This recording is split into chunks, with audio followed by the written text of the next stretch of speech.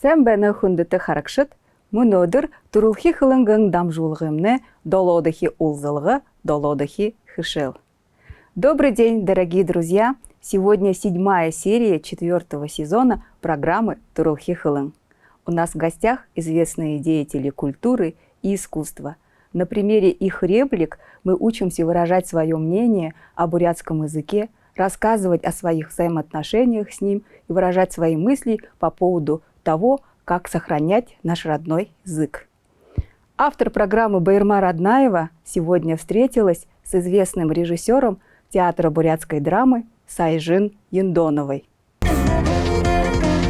Дело в том, что я городской ребенок, и как раз-таки мои школьные годы пришлись на 90-е годы, и я застала к сожалению, застала то время, когда, в общем-то, понятие головар, это было про человека, который говорит с акцентом на русском языке, да, и над этим смеялись. Сейчас это очень странно, потому что я бурят, я поэтому на бурятском языке разговариваю, все логично, да. А тогда это было каким-то образом на каких-то встречах с одноклассниками, еще вот тогда в школьные годы, я помню, что у меня есть такое яркое впечатление, когда мои родители занимались тогда фольклором, они собирали песни, и когда я вот с такой гордостью включала там какой-то из треков, который тогда еще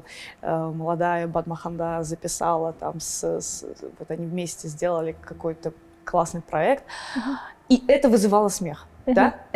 То есть все, что связано с национальным, так и, мне кажется, наше поколение, мое поколение, оно и немного в неправильную сторону начало формировать как бы свое отношение к этому. Да. Я помню, что меня спасало в какой-то момент мой папа в такой, тетрадке 12-листовой, школьной, он писал мне, по теме писал слова, как словарь, да, то есть, например, вот сегодня у нас тема, скажем, не знаю, животные. И он так в столбиком писал, один столбик бурятские слова, и в другой столбик их перевод. И это был такой достаточно, для меня мучительный процесс, но он очень, в какой-то момент он сработал уже позже во взрослой жизни. И вот он уходил на работу и говорил, вот я приду, я проверю. Да, вот все вот эти слова, следующий день это деревья, да, и вот как бы, то есть таким образом он достаточно строго, достаточно жестко, то есть он понимал, что в этой ситуации как бы не выжить языку в семье, да, во мне, по крайней мере, и вот он таким образом пытался как-то попробовать со мной его выучить. Я жила около 10 лет в Москве, училась, и возвращаться, собственно, я и не собиралась. Мне, как и всем, наверное, как 90% молодых людей, хотелось остаться в Москве, поработать там, потусоваться. Но когда меня позвали сюда, на родину, работать в театре, одна из главных причин, по которым я вернулась, это был язык. Я забываю свой язык. А кто я тогда без языка? А когда именно вот эта яркая нехватка ощущений, когда появилась, и оно было настолько сильное, что оно перевесило Москву и в сторону Улан-Удэ? Как это я понимала, я себе отдавала отсчет в том, что находясь в Бурятии, не просто в Бурятии, а конкретно работая в бурятском театре, это как бы мой шанс, заговорить. И это такие простые истины, чтобы заговорить на языке, нужно находиться в среде, Мгм. которая А говорит. зачем заговорить? Для чего? Не хотелось бы мне, чтобы на тот момент вот так вот напрасно потерять свои как бы корни, свой культурный код, ну, в языке мы все понимаем, что в языке есть нация вообще-то. Когда ты вдруг оказываешься между людей в том небольшом как бы кусочке земли, в котором люди думают на родном языке. Мгм. А это уже совсем другой пласт людей. И я не знаю больше у нас в городе таких мест, условно говоря, да, где люди именно в таком количестве, коллектив, владеет своим языком, думает на нем и, ну, видит мир через этот язык, как бы. Расскажите про вот первые годы, когда вы приехали с Москвы, да?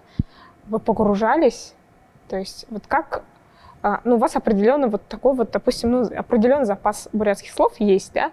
Вам дают текст, допустим, а он, ну, как бы он не то, на бурятском, но там столько, он бурятский язык же, он столько метафор, столько вот таких вот написано одно, а по сути, да, если по сути как бы в контексте совсем другое, как бы, да, там как бы без нормального знания там, ну, как бы не разберешься, да. Как вы вот погружались, как, я не знаю, словари, коллеги, родители, вот как вы элементарно, чтобы понимать, о чем речь, вот, что вы делали? Надо сказать, надо признать, что такой катастрофы у меня не было, да, чтобы я смотрю в книгу и вижу фигу, да. То есть все-таки это больше связано не с словарным запасом, это связано с барьером именно говорить. То есть словарный запас, может быть, он и неплохой, да, но как бы заставить себя перебороть этот как бы порог, да, чтобы заговорить, не бояться осуждений, да, не бояться там, косых взглядов. Вот это, наверное, пожалуй, самый главный затык для меня был. А все, что касается, это все не такая проблема. То есть, если ты не знаешь, я не стыдилась спросить, не стыдилась и не стыжусь до сих пор спрашивать, как лучше сформулировать. Безусловно, я говорю на достаточно бытовом, да, языке и считаю это своей маленькой победой.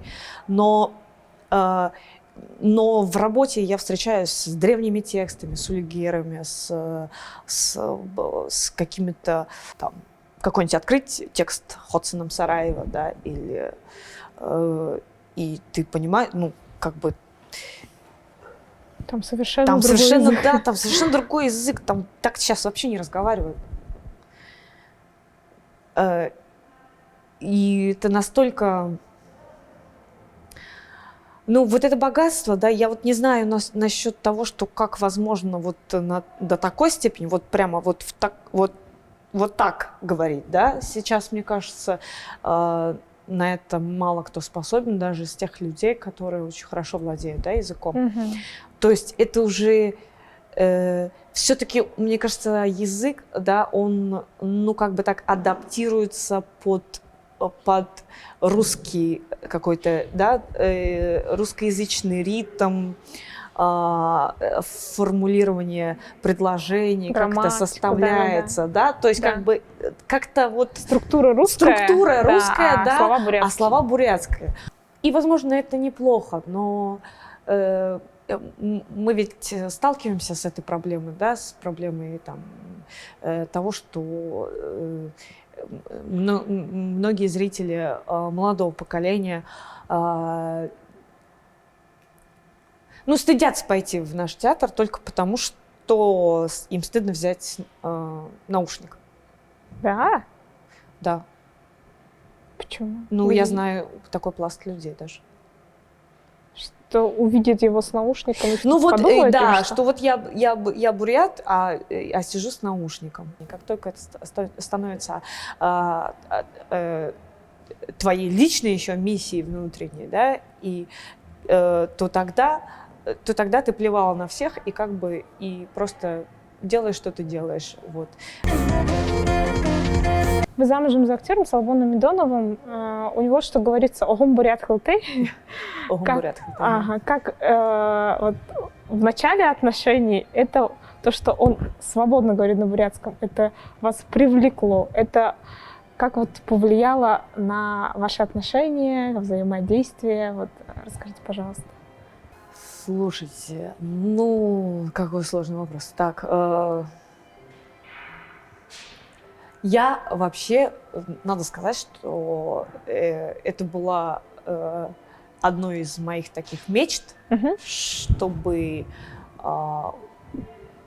вот мой муж был с очень хорошим бурятским языком, что называется «Огом бурят хылте».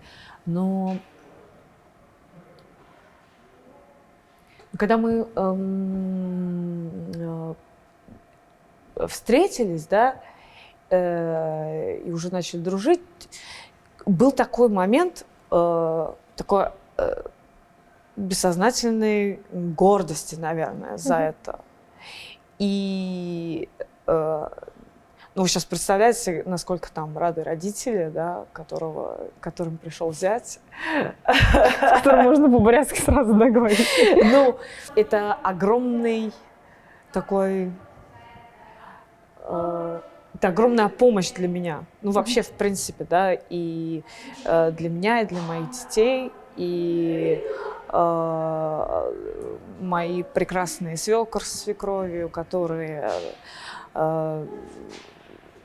говорят только на бурятском. И, ну, здесь только можно поблагодарить как бы судьбу за то, что так все произошло. И, безусловно, так как он актер, у него вот тот, что называется, тот запас, да, слов, и он может говорить так хорошо, потому что он всегда говорит на этом языке. Он всегда говорит на родном языке. Ну, ажылдаш, егертеш, ну, везде, да, и это, ну, это круто. Что ты скажешь? Если вы хотели спросить, выбирала ли я мужа по этим критериям, то нет. Это был приятный бонус. А для него как это было? Что, ну, допустим, ну, наверное, был так, что он что-нибудь скажет на бурятском, а вы там переспрашиваете, или как ты, ну вот, или там он помогал там в переводе, там в каких-то там, я не знаю, какие-то рассказывал что-то на бурятском. Вот для него то, что вы не знали, для него вот как-то он говорил на эту тему? Нет, у нас не было таких прям глобальных проблем, потому что, по сути, в бытовом разговоре, как бы, ну, я нормально поддерживала и тогда беседу, в общем-то. Другой вопрос, что, как бы, мы в этом смысле абсолютно открыты и честно друг с другом общаемся, и поэтому, ну, спокойно что-то поправляет, я спокойно это воспринимаю достаточно, и, ну, в этом нет чего там удивительного. Я сейчас вам не расскажу какой-то супер историю про то, как я сначала не разговаривала, а потом резко заговорила. Вот, ну, нет, все, таких каких-то проблем. Если мне нужно что-то спросить, я спокойно это спрашиваю. Никому ничего не надо объяснять. Все сразу понятно, все встает на места. И у нас сразу единая миссия наступает, как бы единое направление. Это не детей, да? Мы сразу начинаем смотреть в одну сторону. Это как бы здесь все очень просто. В конечном счете победит тот, кто сам это осознает и начнет со своей семьи. Я сейчас говорю, и я как бы себе это повторяю, да, потому что мне это тоже очень сложно удается. Мне это все непросто. Но мы как-то стараемся про это думать и какую-то формировать свою такую семейную, что ли, политику. Потому что иногда очень хочется все это, как бы ты сам ослабеваешь, тебе жалко ребенка, что ты его мучаешь там, да, нет, ничего подобного, надо вот как-то, если не сейчас, то потом, наверное, будет уже поздновато. Все зависит вот от этого желания. У нас очень много сложностей, как и везде, наверное. Все, что происходит в бурятском обществе, в 50% меня, конечно, мало устраивает. И вот это такая борьба за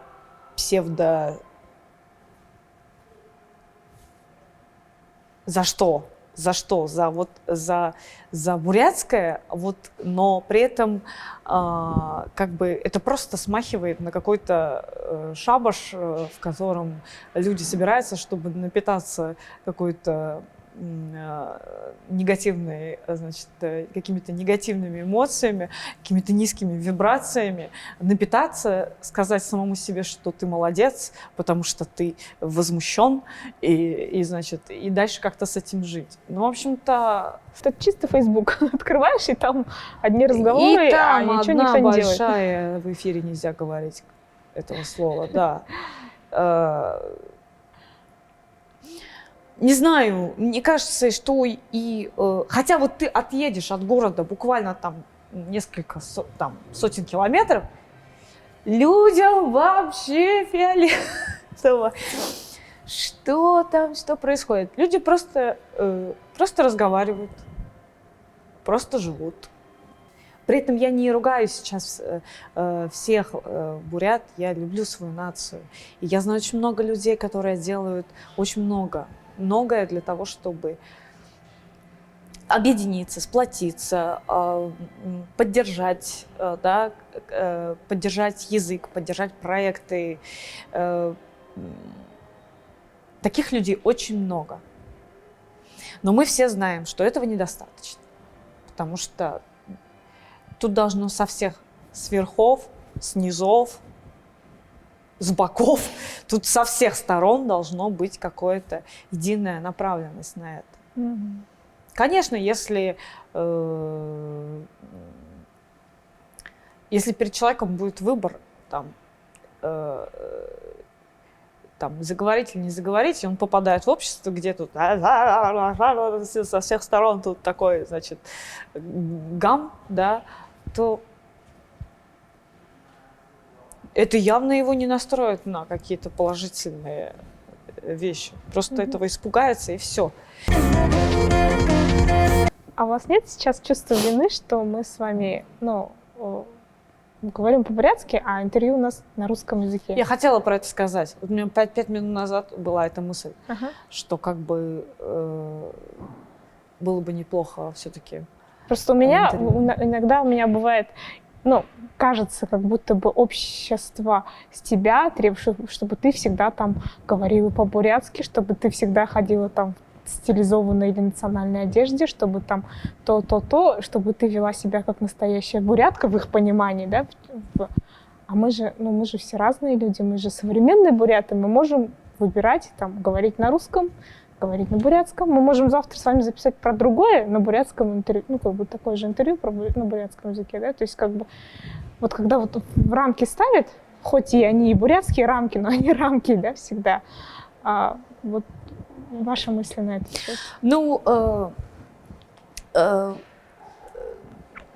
Мы с вами разговариваем на русском только для того, чтобы, возможно, дать возможность русскоязычной, да, аудитории, да, то есть, расширить аудиторию, скажем, те, кто мог бы это послушать, если это полезно хоть как-то.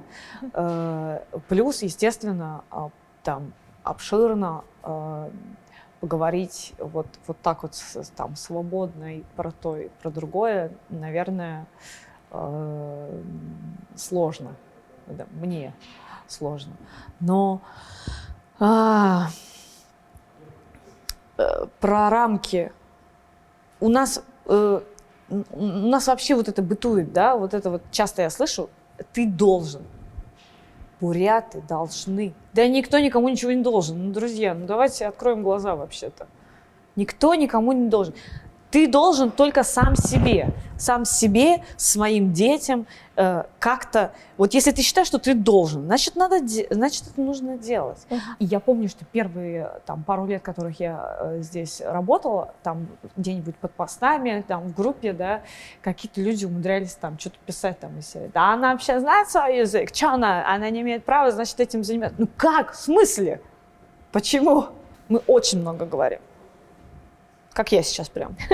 Очень много говорим и очень мало что делаем. Делать дело надо. Да, как сказал русский классик. Почему я русского классика привела? Это был бурятского привести. Сейчас, дорогие друзья, давайте посмотрим, как выразить на бурятском языке то, о чем говорила Сайжин. Заставить себя заговорить, не бояться осуждения, косых взглядов. Это, на мой взгляд, самое главное. Юнхэшье энгуй, ишингуй хылыхы, эны ехы шухала. Я не стыдилась спросить, не стыжусь до сих пор спрашивать. Би мыдыдыггуй юмые хурахая эшидыггуй вегаб, муношье эшиныгуйб. Безусловно, я говорю на бытовом языке. Би еряны хылындеры доғырнып. А там совершенно другой язык. Так сейчас не разговаривают. Тынды тоң ондо хылың, тигет муно хорылдыдыккуй. Таннен ухыр бурят хылытегу. Ваш супруг владеет бурятским языком? Я хотела бы, чтобы муж был с очень хорошим бурятским языком. Мини нухыр сывыр бурят хылыте бэгэ гыжы хусыдыкхым. Был момент бессознательной гордости. Би омғырхыдык байгап. Али омғырхыл туру. Родители были рады. Ижи ава байрте байга. Это огромная помощь для меня, для моих детей. Ины намды мини ухивутты ехы тогате. Мои свекор и свекровь говорят только на бурятском. Хадым ижи авомни ганцы бурядара хорылдыдык. Итак, сейчас на основе реплик Сайжин мы научимся говорить от своего имени, о себе, обращаться к своему собеседнику, а также говорить о том, какие действия осуществляют другие люди, другие лица. Мы познакомимся с лично-предикативной частицей. Лично-предикативная частица указывает на лицо и присоединяется к сказуемому. Первое лицо единственное число «би». Присоединяем лично-предикативную частицу либо «б», если основа заканчивается на гласную. Жишень, например, «би бадымып», или же частицу «би», если основа заканчивается на согласную.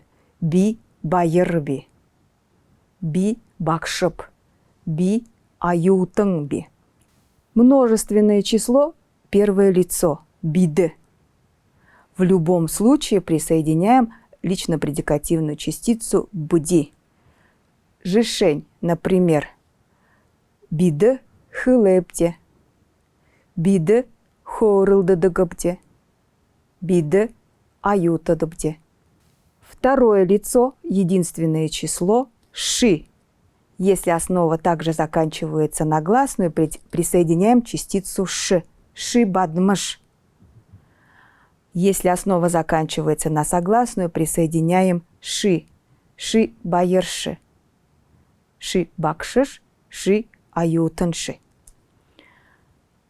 Второе лицо множественное число местоимение «та». Если основа заканчивается на гласную, присоединяем «т». Тахылет. Если основа заканчивается на согласную, присоединяем «та».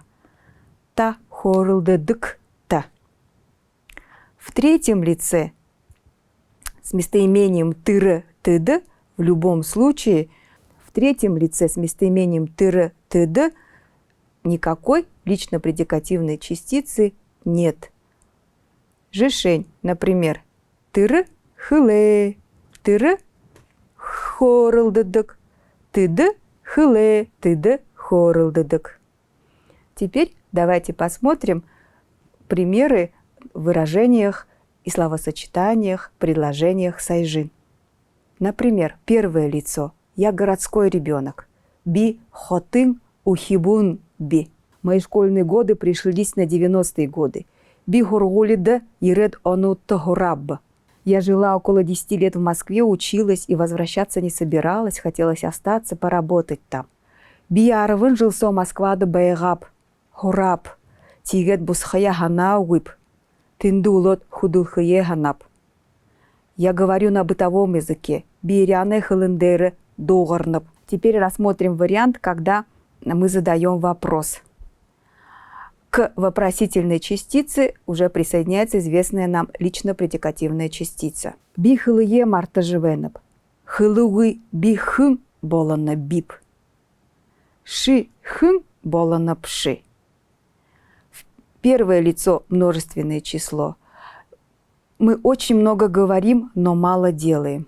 Биды ехер зугалдады кыпди, хорылдады кыпди, харим багар хыды кыпди. Здесь мы видим пример использования, употребления в речи лично-предикативной частицы. Здесь мы видим пример присоединения лично-предикативной частицы бди, множественное число, первое лицо.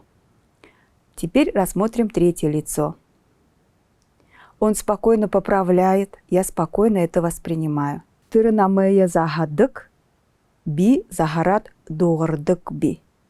Тыры – третье лицо, би – первое лицо.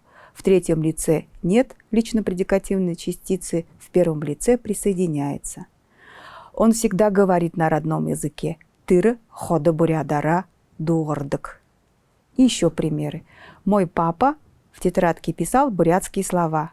А во мне дыптырсо бурят угнуды быштык пэга. Моя свекровь и свекор говорят только на бурятском. Хадым жи а во мне гансы бурядара хорылдыдык.